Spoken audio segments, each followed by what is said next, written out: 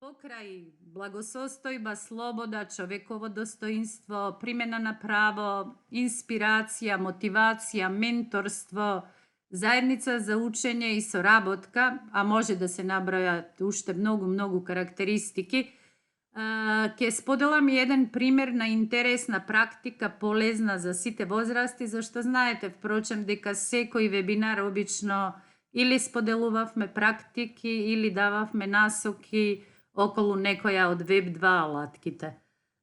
Па на самиот крај нешто и за тоа ке спомнам и ке кажам. Првиот слайд да личи на еден постер и се тоа активности кои што во редовната настава ретко кој би ги спровел да не се проектните активности.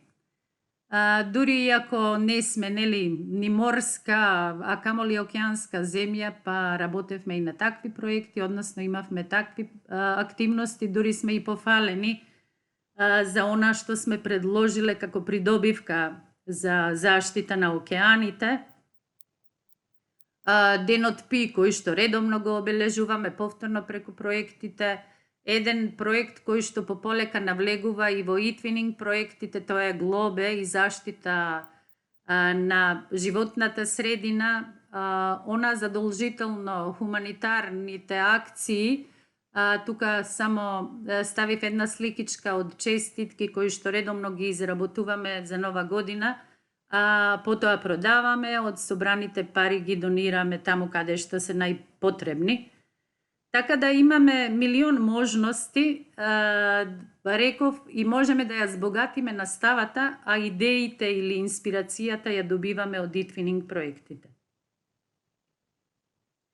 Сега ќе почнам од она што го најдов како толкување на сите овие поими што ги набројав. Па првото е благосостојба. Се вели дека тоа е добар и удобен живот, богатство, материјална сигурност. Сега, како можеме благосостојбата да ја поврземе со проектите и воопшто за сигурност во нашите училишта или добар и удобен престој во истите, треба да ни биде тема, ако ништо друго ова лето да размислуваме, а веќе од наредната година да гледаме да ја искористиме и да направиме на нашите ученици, а и на нас да имаме што подобар и удобен престој во училиштата, а нормално и материјална сигурност, да не биде се што инвестираме или ако сакаме да спроведеме некаков проект, се да биде натовар на нашиот буџет, односно на нашиот джеб. Потоа слобода, можност за независна, недетерминирано, автономно формирање на собствена волја, дејствување без постоење на принуда и притисок, можност на човекот да ги оствари своите цели и стремежи. Исто така како подтема на бенефитите од e-twinning проектите, токму треба да биде и ова слобода, за која што се повеќе зборуваме, а се помалку се чувствуваме слободни. Потоа достоинство за кое што зборуваме со години наназад и најчесто кажуваме дека некаде е попатно, низ годините сме го загубиле и се обидуваме да го вратиме назад, арно, ама не гледам ниту еден позитивен исчекор или нешто што навистина би можело да ни го врати ова достоинство. И тоа е исто така супер тема за размислување, па од септември да бидеме малку по-ажурни и да поработиме и на самото достоинство или враќање на достоинство на секој просветен работник. Тука е инспирација, за неа нема да зборувам, како што и мотивација, емпатија и хуманост, од причина што сите знаеме дека не инспирираат и мотивираат проектите и најчесто тоа е она внатрешна мотивираност, односно мотивација, и најчесто и вложуваме премногу, а од сите учесници некако секогаш најмалку добиваме. А за емпатија и хуманост, сите знаете, особено ако сте сработиле барем еден проект, не мора да биде меѓународен, може да биде и на локално ниво, дека навистина сме во состојба да зборувам за сите учители, за сите наставници, да ги разбереме туѓите емоции и соодветно да реагираме на тие емоции.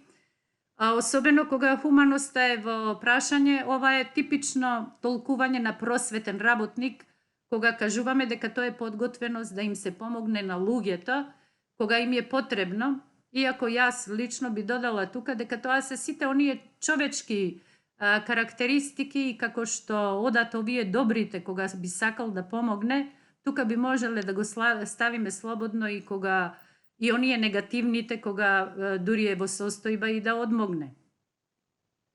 Потоа нешто на што сме на свој терен, тоа е менторство, кое што се толкува како фундаментална форма на човековиот развој, каде што едно лице инвестира време, енергија, лично искуство и компетенции, помагајќи во растот и развојот на способностите на друго лице, без разлика дали тоа е ученик, колега, возрасен. Потоа заедница за учење, наставници посветени на промени, меѓусебно помагање и поддржување, колективно размислување, делат одговорност за развојот на сите ученици, разменуваат методи и стратегии, и она клучно и најбитно тоа е соработката, зашто фактички сите овие карактеристики произлегуваат или се развиваат преку соработка. Она што зборувам особено на локално ниво, особено ни недостасува. Повторно едно постерче каде што издвоив само неколку од овие поими што досега ги напишав, тоа емпатија, хуманост и достоинство, зашто да не се проектите, не верувам дека некогаш ќе би ја пројавиле и грижата на животните, зборувам во редовната настава, сега со вон наставните активности, да, повеќе се случува, и не само како што тука ставив ова кутренце и се однесува на Нова година и да не се користат пиротехнички средства, исто важи и за сега на овие големи жештини да ставаме садови со вода, може да биде и сува храна, нерасиплива, кога тешко се снаоѓат како за вода, така за храна, сите бездомни кучиња, мачиња и други животинки да имат каде и да се освежат и нешто да подкаснат. Исто така, кога се во прашање разни обележувања или денови на лица со посебни образовни потреби, тука сум ставила на постерче конкретно за аутизам, а знаете дека барем во едно 3 месечие се случува да обележуваме некој таков ден, и самите честитки кои што претходно ги видовте, само сега се веќе од базарот, каде што се гледа дека има присуство и на луѓе. Значи се продаваат, па се собираат средства, се донираат таму каде што е најпотребно или може да бидат денови на храната, па собираме храна која што може и подолго време да трае, конзервирана, сува храна, повторно донираме таму каде што е потребно. А реков, сето тоа се случува вон редовните часови, вон наставата, најчесто во проектните активности, така да некако и соработката ни е поголема со партнерите од проектите отколку со самите училишта. Веќе оние финални производи само ги презентираме во нашето училиште или надвор од училиште. Потоа достоинство, право, слобода. Ова нарочно одбрав овие фотографии, најгрди фотографии во моето сеќавање за ова година и за сметам дека не заслужува ниту едно училиште да се сретне со вакво нешто во 21 век. Ако сакаме достоинство, треба навистина достоинствено да живееме. Или секогаш кога ќе се навратам на спомени од овие случаи, се сеќавам и на реченицата од мојот учител, кој што секогаш кажуваше дека училишниот двор е лице на училиштето, а додека внатрешноста на училиштето е душа на училиште. Сега какви имаме лица и души, тоа е друга работа. Потоа право, кое што во неколку наврати го спомнувам и ќе потенцирам дека сите ние, а најмногу кога се работи за училиштата, тоа се нашите ученици, имаме право на чиста вода, право на здрава храна, zdrava sredina, zdrava okolina, dobro obrazovanje i sve ona što ke vrodi so prosperitet i ke odgleda i neguva zdravi ličnosti. Koga je pravo vprašanje, za site treba da važat pravila i bez razlika da li ke se raboti za nekakav pravilnik, statut na učilište, država, Evropa, svet, treba da važi za site luge isto. Ne možeme da bideme za nekoj majka, za nekoj mače, особено кога наставниците се во прашање. И повторно таа слобода, за која се повеќе и повеќе копнееме и сметам дека порано бевме повеќе слободни, зашто ние бевме тие што решававме и што и како ќе правиме. Повторно право и слобода, но сега од оној поубав аспект, што кажувам дека секој ученик има право на добро образование. Тука е повторно самото живење, здравата храна, питката вода, заштита, чување на здравјето и ред други работи, ама право не може да оди без слобода, зашто самиот ученик може да бира, нели може да бира дури и каде ќе учи, што ќе учи, а конкретно кога веќе се запишува во некое училиште, треба да се придржуваме до планови и програми, а ако сака веќе да искаже или некаков афинитет или нешто друго или нешто повеќе од некоја област да учи, тогаш во проектните активности има слобода на избор, зашто има море на идеи, море на теми и подтеми кои што може слободно да избере и да обработува, а ние наставниците сме тука што треба секогаш да ги поддржиме желбите на нашите ученици, без разлика колку се големи тимови и интерес на самите ученици. Потоа менторство и соработка, најчесто менторствата се или на учениците или на колегите, а повторно кажувам сето тоа оди со добра соработка, без разлика дали и тие колеги некогаш би биле ученици, соработката треба да се негува од мали па до возрастни и секогаш да си помагаме и да соработуваме кога сме потребни едните на другите. И најчеста наша заедница за учење, тоа е самото одделение или проектните партнери и работа на проектите. Реков, не мора да значи дека вашите искуства се исти со моите и може секогаш да биде нели нешто поинаку и верувам дека имате многу добри проектни приказни или самата реализација во училиштето или надвор од училиштето. Значи, самите компетенции на наставниците се зголемуваат преку професионална соработка.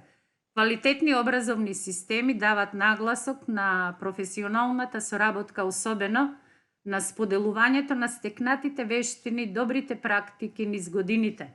Професионалната соработка овозможува колективен квалитет на наставниците на училишно ниво. Значи, ако имаме квалитетна соработка во едно училиште, ќе имаме и квалитетни наставници. Наставнички компетенции кои се разменуваат при соработка се социјални, когнитивни, функционални. Доколку не работите во таков колектив и не сте во можност да потикнете поголем број на колеги на соработка, соработувајте со колеги од други училишта во и вон Македонија. Бидете иницијатори и прифатете иницијатива за проектни активности. Овие карактеристики се однесуваат и на сите наставници ширум светот, а се опфатени и со основни професионални компетенции на наставниците во Македонија, тие опфаќаат знаење за наставниот предмет, поучување и учење, создавање стимулативна средина за учење, социјална и образовна инклузија, комуникација и соработка со семејството и заедницата, професионален развој и професионална соработка. Соработа на проекти наставникот се стручно усовршува и професионално развива. Навикнати сме и сега е во ек. Стручно усовршување зависи од финансиски можности, најчесто наметнато и ограничено, со цел да не прилагоди кон направените промени во системот, со очекување на ученото дека ќе се примени во практика. Се одвива во групи и зависи од оној кој го води стручното усовршување. Затоа пак професионалниот развој зависи од желбата и волјата на секој поединец, секој наставник. Не зависи исклучиво од финансии и семинари, секогаш е доброволен, не зависи од оној кој го води усовршувањето, секогаш дава резултати и промени кај поединецот. Потребата од иновации кои се имплементирале и се имплементираат во наставата, а носат новитети како во обработката на содржините, така и во пристапот на наставниците, досега на ниво на училиште, општина или држава, не се проверувало, ниту се мерела нивната реална примена, ниту пак придобивките од примената.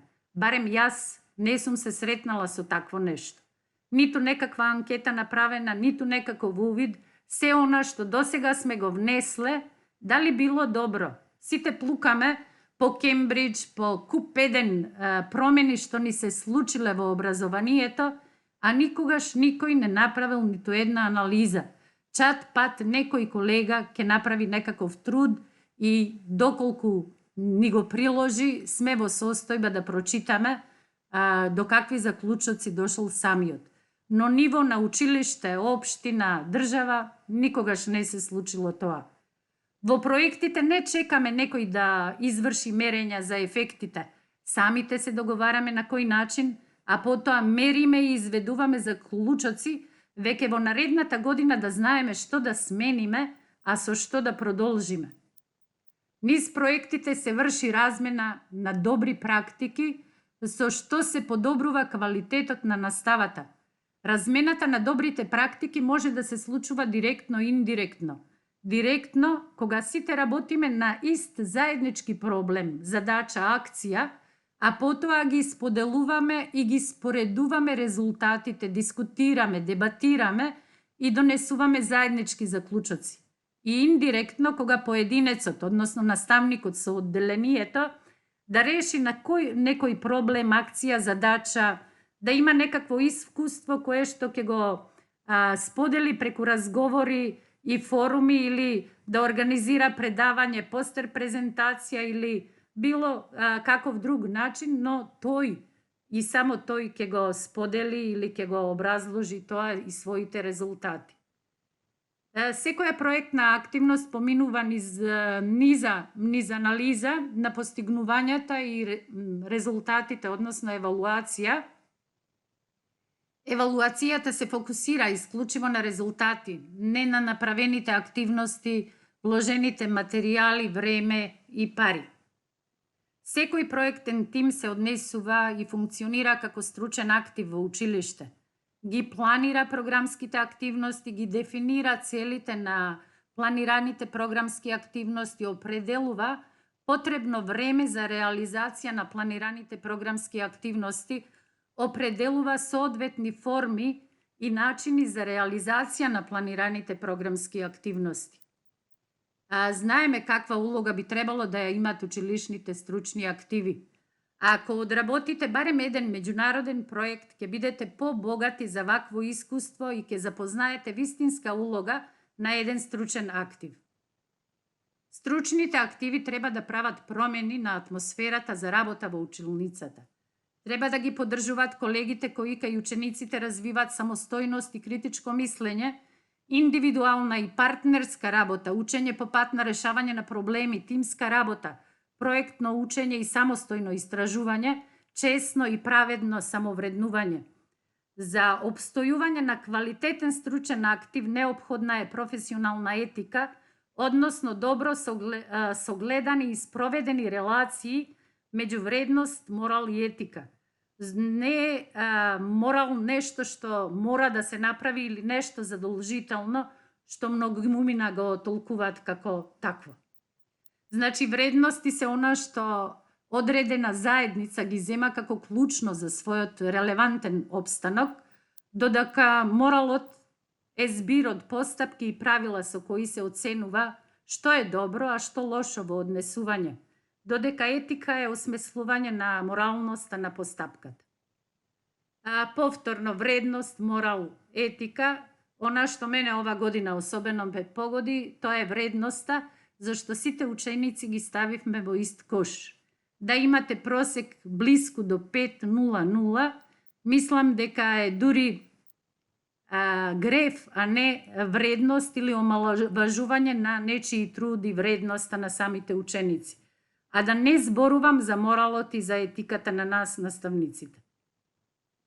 Во проектните активности е застапено учење и вежбање за успешно менторство. Знаеме дека една од главните карактеристики за успешно менторство е квалитетен ментор, кој е компетентен за струката, емпатичен, креативен, комуникативен, да умее да поттикнува, почитува, мотивира и критикува. Клучни способности на менторот се давање на стручна помош на другите наставници, давање на лична поддршка на другите наставници, поставување на индивидуален предизвик, односно мотивација на другите наставници, споделување на добри практики. Менторства може да бидат на ученици, може да бидат колеги. Секое добро менторство или одработена работа завршува и со плодови од таа работа и соработка, кога се учениците во прашање, тоа се обично добро пласирани на некои надпревари, добро завршени или наградени проекти, а додека кога се приправниците во прашање положени приправнички испити. Исто така менторот ве поттикнува на слобода, достоинство и почитување на правото, особено ако е во прашање заштита на деца на интернет и почитување на интелектуалната собственост. Се што прави еден човек, особено наставник, треба да биде со високи морални вредности и самопочит, додека слобода е можност на действување и работа без принуда и притисок, она што најчесто го забораваме. И тоа би било тоа во овој дел, подоцна ќе се навратам на примери на добра практика, само заклучок од се ова што го кажав. Тоа е значи знаењето е најважен човечки ресурс и во него треба да се инвестира најмногу. Најисплатлива инвестиција е во вработените, во наставниците. Квалитетни наставнички кадри ќе обезбедат квалитетна иднина. Благосостојбата во училиштата зависи од знаење, умење и имање. Македонија има прениско ниво на инвестиции во знаење. Во Македонија има наставници кои преку проектни активности се едуцираат, приспособуваат и реализираат квалитетна настава од 21 век во услови од 19 век. И сега, веројатно, многумина ќе се прашате и зошто воопшто ја одбрав ова тема како завршна, последна тема во ова учебна година, а не случајно ја одбрав, зашто пред 5 дена во Букурешт, во Романија, се одржа работилница за професионален развој, каде се дискутирало за теми кои ги обработуваме или ќе ги обработуваме во 2025 година. Темата е граѓанство и ЕУ вредности, а подтеми се примена на право, слобода, човеково достоинство и се она што досега јас го набројав. А ако сакаме напредок и излез од овој безизлез, треба да размислуваме, да дискутираме на овие и слични теми, да ги имплементираме во наставата и во наставните активности. Значи, и досега да не сме правиле нештата, сме се обидувале, но ете, 2025 година е клучна година и се надевам дека ќе се покажеме и во овој дел. А се она што го кажав, значи, сите поими се всушност под теми на кои што треба да размислуваме.